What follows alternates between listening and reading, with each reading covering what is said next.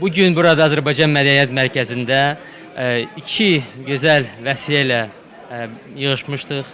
Azərbaycanın Zəfər gününün 5-ci il dönümü, eyni zamanda Üzeyir Hacıbəylinin 140-cı il dönümünü biz qeyd elədik. Böyük sayda Azərbaycan dostları burada bizimlə idi və Azərbaycanın bu xoş günlərini birlikdə qeyd etdik.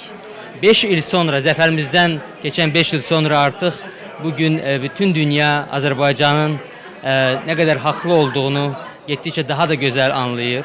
Bu müddət ərzində biz ölkəmizə qarşı, xüsusilə də Avropada, bəzi qərb ölkələrində çox ədalətsizlik, qərəzlik gördük. Amma sonunda Azərbaycanın əzmi qalib gəldi və bugün Azərbaycanın regionda yaratdığı reallıqları hamı qəbul edir və anlayırlar ki, Azərbaycan nəinki öz torpaqlarını, eyni zamanda regionumuzu, Cənubi Qafqazı bu dəhşətli bir münaqişədən azad edib. Və bu bir həqiqətdir. Bugünkü tədbirdə də verdiyimiz mesaj sülh mesajı idi ki, Azərbaycan gələcəyə baxır, Azərbaycan regionumuzda davamlı sülhün bərqərar olunması üzərində qətiyyətlə çalışır və bu istiqamətdə fəaliyyət göstərir.